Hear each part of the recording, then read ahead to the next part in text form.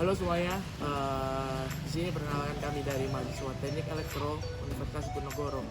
Jadi di sini kami ingin membahas tentang elektronika kedokteran. Sebelum itu, alangkah baiknya kami perkenalan diri terlebih dahulu dong. Jadi perkenalkan, nama saya Faisal Fredin Sestiono. Jadi ada rekan saya. Perkenalkan, nama saya Aulia Setiawati Gunawati. Perkenalkan, nama saya Niga Dika Gunawan.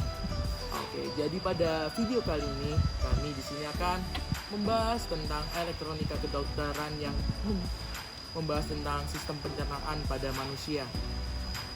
Oke, untuk lebih detail tentang videonya dapat disimak di kelanjutan video ini. Baiklah, kali ini kita akan membahas tentang sistem pencernaan terlebih dahulu. Apa itu sistem pencernaan? Sistem pencernaan makanan pada manusia merupakan sebuah sistem yang ada pada tubuh manusia yang digunakan untuk mencerna makanan, untuk diambil sari-sari makanan. Pada sistem ini, makanan akan diolah menjadi energi yang nantinya digunakan oleh manusia. Prosesnya sendiri melibatkan organ pada tubuh manusia. Oke, adapun untuk bagian organ yang digunakan dalam sistem pencernaan ini ada mulut, kerongkongan, lambung, usus halus, usus besar, rektum, dan juga anus. Adapun pada sistem pencernaan sendiri memiliki fungsi, ya ini untuk membantu untuk suplai nutrisi ke dalam tubuh manusia. Jadi nutrisi ini didapatkan dari makanan yang dicerna oleh manusia yang melewati organ mulut. Kemudian nutrisi ini akan diserap oleh usus halus. Nutrisi ini nantinya dapat memaksimalkan kinerja dari tubuh manusia. Mulai dari memperbaiki sel, regenerasi kulit, hingga sumber energi tubuh. Tak hanya itu, dengan sistem pencernaan ini, manusia bisa membuang zat-zat berbahaya atau limbah yang sudah tidak diperlukan tubuh dalam bentuk feses. Nah, feses-feses ini nantinya dikeluarkan melalui anus. Oke, itu adalah bagian organ yang digunakan dalam sistem pencernaan. Untuk selanjutnya, di sini kami akan membahas tentang elektronika yang digunakan pada kedokteran, yang digunakan pada sistem pencernaan. Ya, untuk topik implementasi elektronika kedokteran sendiri, yang pertama ada adjustable device, yaitu perangkat yang dapat dicerna. Adjustable device sendiri ini salah satu inovasi non-invasif dalam diagnostik dan pengobatan saluran gastrointestinal atau saluran usus begitu. Nah, adjustable device ini dapat mendiagnostik masalah pencernaan dengan memonitoring beberapa parameter penting dalam tubuh manusia seperti suhu, detak jantung, pH, tekanan, pendarahan, maupun pemantauan bagaimana obat tersebut masuk ke dalam tubuh manusia. Untuk latar belakang sendiri, kenapa sih harus ada adjustable device ini? Yang pertama, menurut sebuah data yang saya baca, 1 dari 5 orang mengalami gangguan pencernaan seperti IBD atau inflammable bowel disease, diabetes ataupun obesitas. Nah, untuk masalah-masalah ini banyak hubungannya mengenai dengan mikroba yang ada di dalam usus atau gastrointestinal itu. Nah, untuk itu diperlukan sebuah pemantauan atau monitoring mengenai bagaimana parameter mikroba di usus untuk sesuai dengan keadaan ideal untuk tubuh manusia. Saat ini pemantauan metabolit di perut ini masih memerlukan prosedur invasif seperti tes tidak langsung, seperti contohnya ada tes urin ataupun tes tinja. Nah, oleh karena itu hal ini melatar belakangi bagaimana inovasi adjustable device ini ditemukan. Nah, untuk adjustable device ini berbentuk perangkat kecil seperti kapsul dengan mengakses saluran pencernaan seperti pendarahan perut, inflamasi di usus, hingga gas yang dihasilkan dalam saluran pencernaan manusia. Nah, untuk adjustable device ini ada tantangan tersendiri. Yang pertama ada baterai, terutama untuk mendaya perangkatnya. Yang kedua, bagaimana pembuatan adjustable device ini sesuai dengan environment tubuh manusia. Karena tidak mungkin kita membuat device tapi kita memasukkan bahan-bahan kimia yang berbahaya ke tubuh manusia begitu. Nah, makanya untuk penelitian ingestible device ini sekarang masih berfokus ke bagaimana baterai dengan beberapa macam tuntutan, seperti contoh tuntutan daya komunikasi dan tuntutan bahan-bahan kimia yang bersahabat dengan tubuh manusia begitu.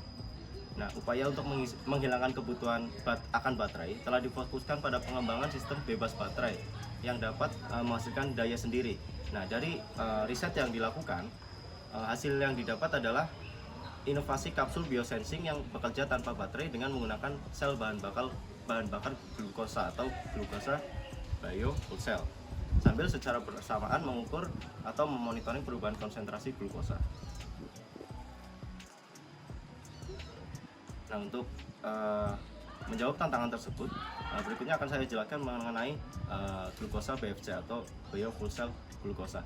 Nah, untuk kinerja bio fuel cell ini dilakukan pada pH 6-8 atau pH ideal bagi tubuh manusia dengan menunjukkan respon glukosa bergantung pada pH larutan. Selanjutnya, pengujian dilakukan pada tekanan parsial oksigen dengan hasil menunjukkan ketergantungan antara konsentrasi oksigen dan respon glukosa dari bio fuel cell.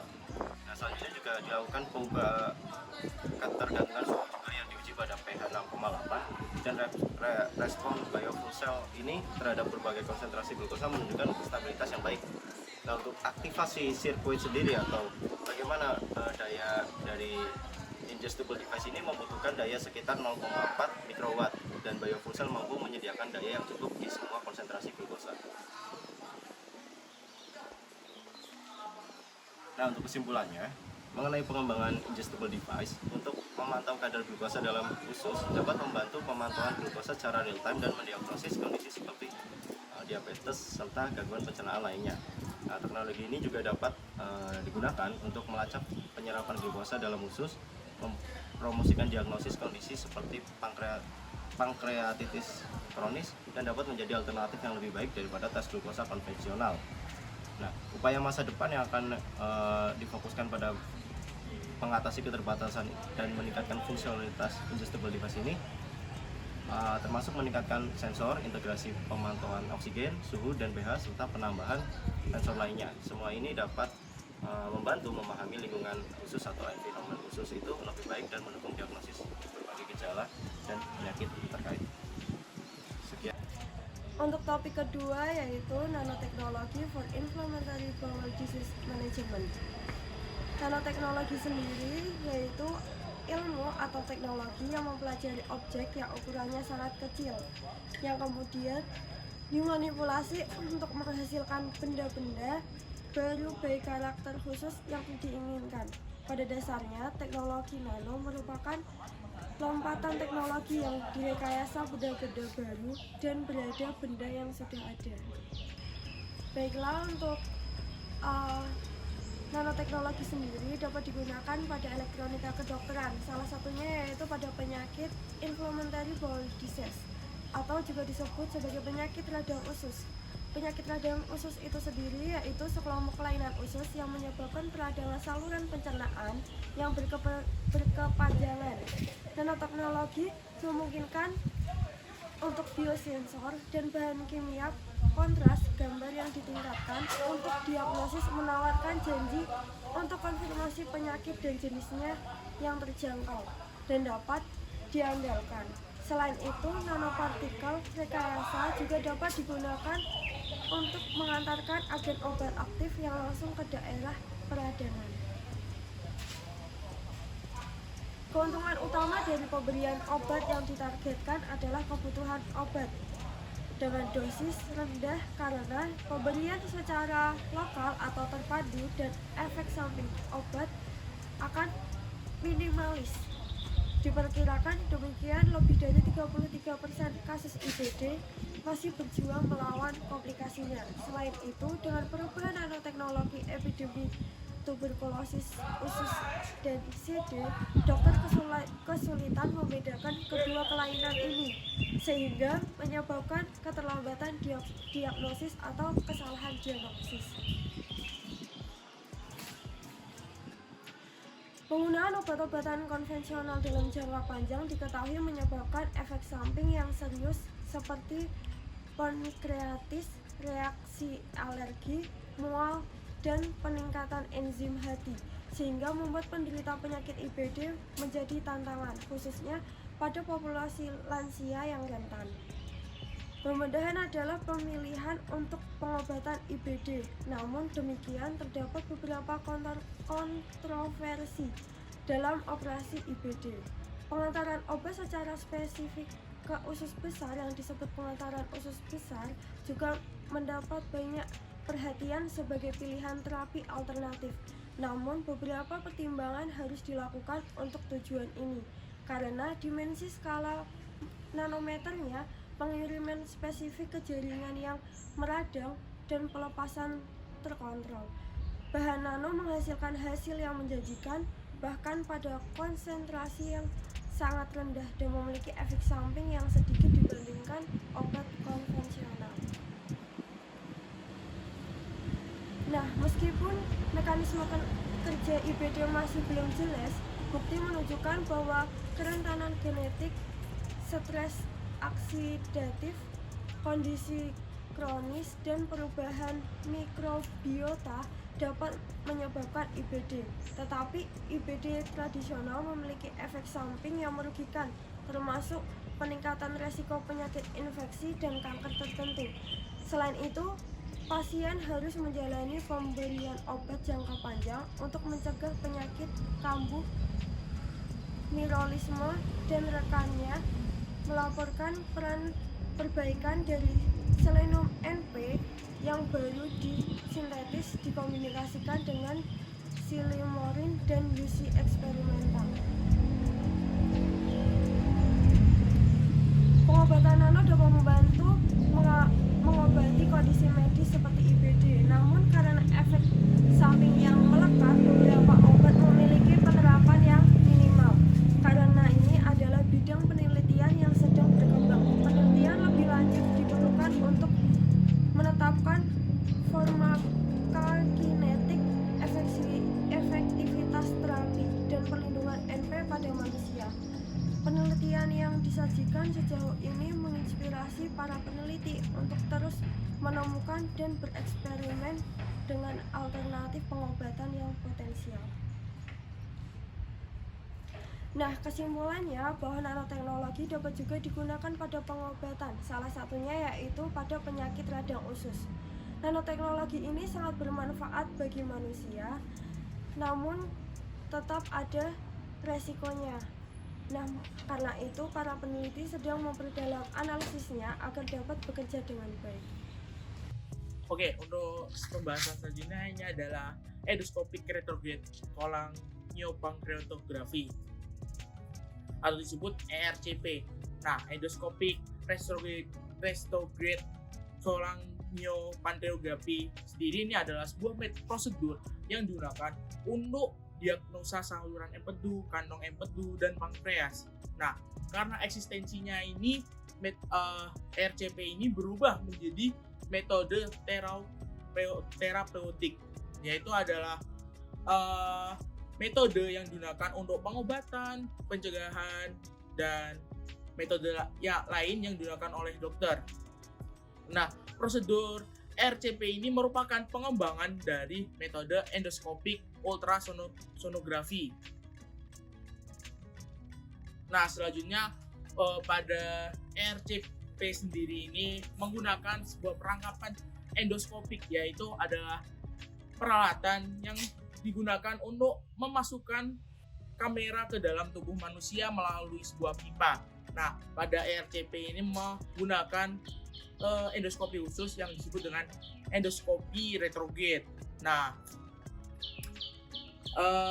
pada RCP ini akan memadukan sebuah metode endoskopi ultrasonografi, di mana pasien akan dimasukkan endoskopi khusus yang disebut endoskopi retrograde.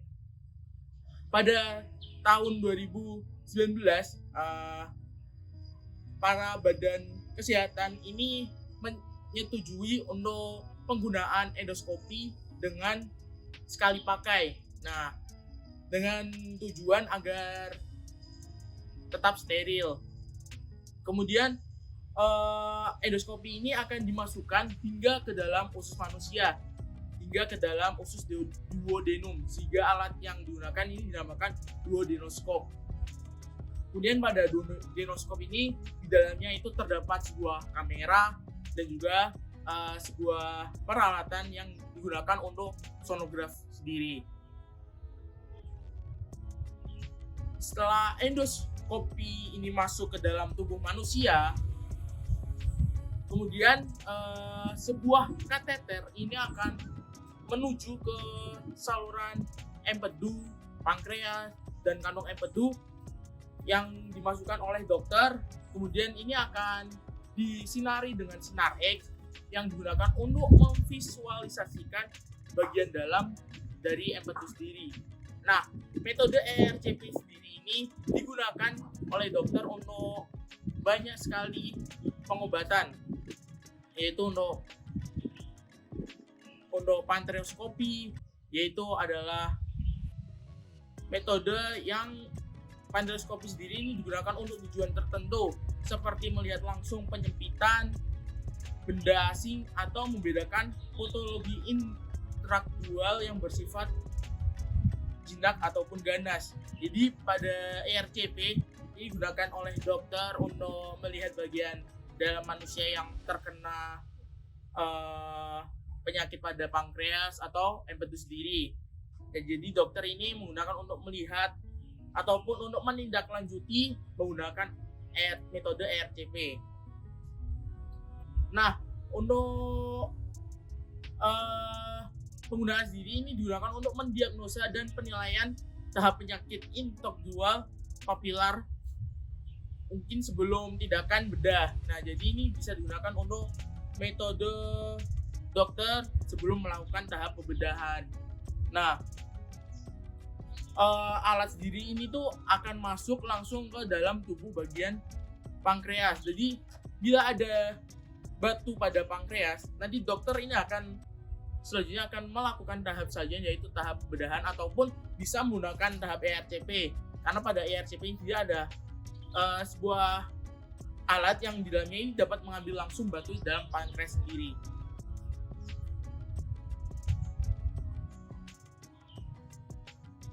Kemudian untuk perkembangan ERCP sendiri ini kedepannya karena ERCP ini ada efek samping, ini akan digunakan sebuah indometacin rektal yang digunakan untuk mengurangi pankreatitis. Selain itu pula, penggunaan kamera dengan resolusi yang lebih tinggi diharapkan untuk dapat memvisualisasikan lebih jelas dari metode ERCP sendiri ini untuk penggunaan citra yang lebih jelasnya.